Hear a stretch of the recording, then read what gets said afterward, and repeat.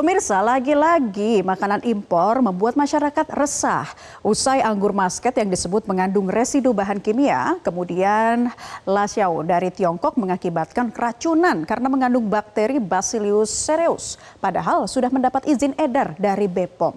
Lalu, apakah makanan impor berlabel dari BPOM bisa ditarik kembali karena mengandung bahan berbahaya? Dan apa yang bisa kita lakukan? Berikut telusur kasus Jangan Teledor Pilih Makanan Impor oleh jurnalis Metro TV Reida Pulpi.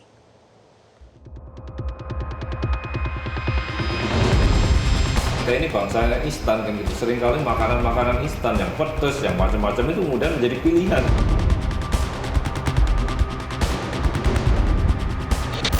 Adanya makanan impor yang sudah mendapatkan izin dari BPOM, kemudian ternyata mengandung bahan berbahaya, bahkan mengakibatkan sejumlah keracunan di beberapa daerah, kemudian ditarik kembali oleh BPOM, ini meresahkan masyarakat. Lalu, apa yang harus dilakukan oleh pemerintah termasuk BPOM agar kejadian serupa tidak terulang kembali? Ikuti penelusuran kami. Latiao bukan makanan impor pertama yang ditarik oleh BPOM. Pada awal tahun 2024, milk bun dari Thailand juga dilarang beredar di Indonesia karena beberapa alasan. Salah satunya belum mengantongi izin edar. Sementara Latiao sudah mengantongi izin edar namun ditemukan kasus keracunan di beberapa wilayah, seperti Lampung, Sukabumi, Wonosobo, Tangerang Selatan, Bandung Barat, hingga Pamekasan. Hasilnya, BPOM menemukan bakteri Bacillus cereus dari sejumlah merek produk Latiao. Tim Metro TV mencoba menelusuri apakah masih ada produk Latiao yang dijual bebas. Hasilnya, kami menemukan beberapa merek bisa dibeli di supermarket.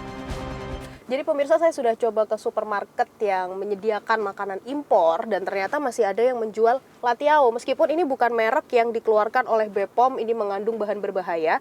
Tapi sebenarnya semua merek Latiao yang diimpor ke Indonesia ini harus ditarik untuk dicek ulang oleh BPOM. Apakah merek-merek tersebut ini mengandung bahan-bahan yang berbahaya. Nah, ini satu pack besar, isi 10, ini harganya 15.000. Jadi satu pack kecil seperti ini harganya 1.500 yang kalau kita lihat ya memang warnanya merah seperti ini pemirsa. Ini seperti Latiao yang sempat viral di media sosial. Nah, selain di supermarket yang ada di Jakarta, kami juga sempat mencari via online di marketplace, ternyata masih banyak sekali yang menjual Latiao, padahal seharusnya Latiao ini sudah ditarik oleh BPOM untuk dicek ulang. Kami menemui Kepala BPOM RI, Taruna Ikrar, untuk menanyakan terkait Latiao yang masih beredar di masyarakat. Kami juga diajak melihat seperti apa proses penelitian kandungan dalam makanan impor di laboratorium milik BPOM RI. Namun sayang, kami tak bisa mengambil banyak visual karena laboratorium harus steril. Mungkin kita bisa berbincang di depan juga nih, Prof. Kita berbincang lagi, karena ini daerah steril.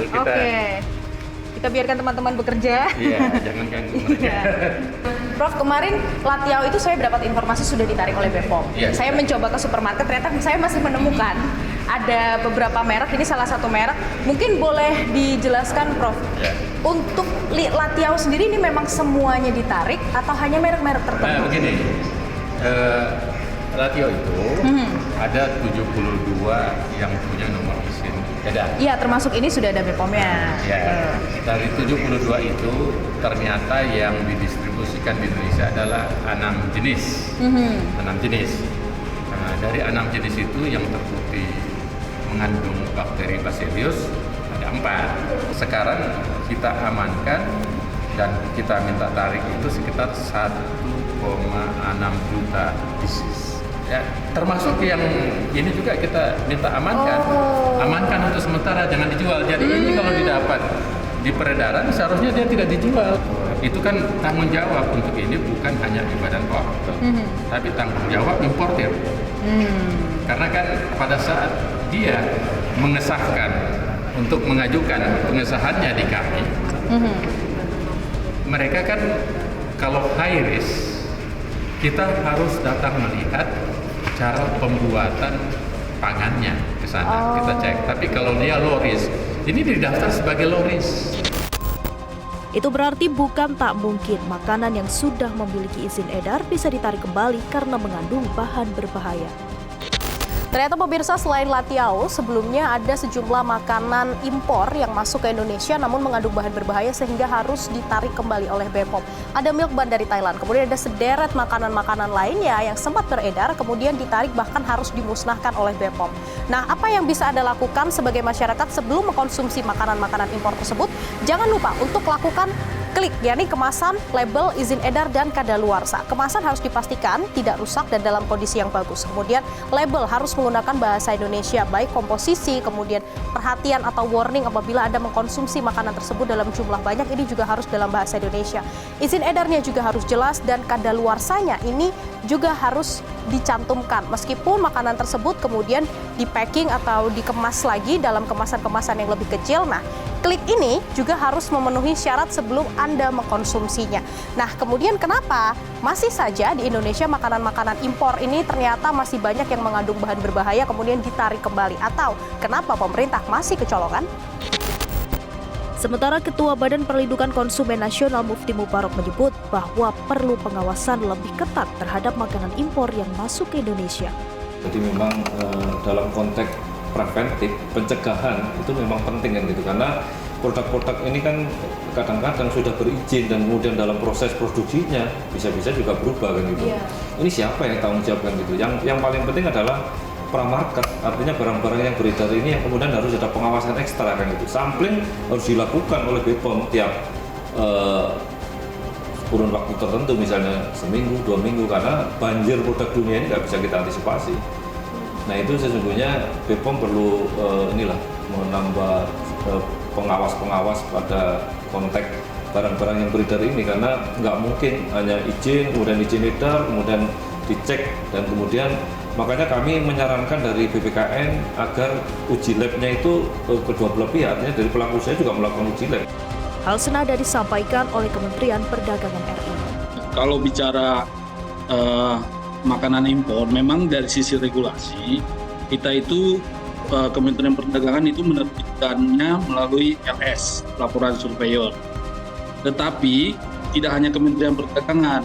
Nah, setelah itu nanti juga ada kewenangan Badan POM. Jadi kalau bicara masalah izin edarnya nanti kan itu kewenangan sepenuhnya di Badan POM. Jadi Badan POM itu juga mengeluarkan surat keterangan impor. Nah, di salah satu syarat surat keterangan impor itu adalah izin edar. Jadi kalau bicara teknis terkait dengan pengawasan di pangan olahan itu sepenuhnya memang kewenangan dari Badan POM. Tetapi kami sebagai institusi yang melaksanakan pengawasan juga dari sisi kegiatan perdagangan, kami siap berkolaborasi dengan Badan POM. Sementara Ikrar menegaskan bahwa makanan impor dengan izin edar sangat mungkin ditarik kembali. Maka masyarakat diminta selektif dalam mengkonsumsi makanan impor.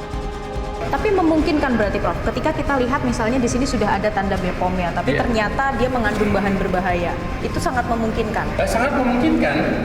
Begini, boleh jadi proses distribusinya kan makanan itu sensitif pada 3 hal. Satu, sensitif dengan waktu. Makanan kan ada waktu basinya. Betul. Nah, yang kedua, dia sangat sensitif terhadap apa yang disebut dengan suhu. Mungkin suhu di tempat asalnya beda dengan suhu di sini. Iya. Jadi mikroorganisme bisa tumbuh di sini, di sana tidak. Dia juga sangat sensitif terhadap namanya kelembaban. Negara kita sangat lembab. Antisipasi BPOM aja sebagai pengawas tentu tidak cukup kan itu. Makanya tentu kita berharap edukasi masyarakat, karena ada 3 persoalan dalam konteks konsumen. Yang pertama adalah literasi kita rendah kan gitu. Pendidikan kita masih rendah lah kan gitu. Sehingga yang kedua kemudian membaca spek atau membaca label itu juga lemah. Kita kalau beli apa-apa kan langsung makan, langsung sobek, langsung apapun atau minuman tanpa harus melihat. Yang terakhir ya kita ini bangsa instan kan gitu. Seringkali makanan-makanan instan yang pedas, yang macam-macam itu kemudian menjadi pilihan. Peraturannya harus lebih diperketat ya. Plus kita juga harus lebih aware. Jadi jangan nunggu orang-orang ngasih tahu, tapi kita juga harus berusaha cari tahu. Menurut saya sih lebih aware aja terhadap makanan tersebut, kalau bisa dihindari. Terus demi keamanan juga biar kehidupan tetap sehat. Lebih aware lagi ya, apalagi kan itu kan produk-produknya diimpor tuh dari luar.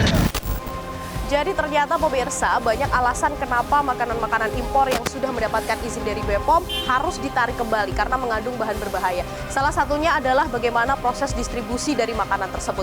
Jadi kita sebagai masyarakat juga harus turut berperan penting dalam andil bagaimana memilah dan memilih makanan yang sehat untuk kita konsumsi sehari-hari.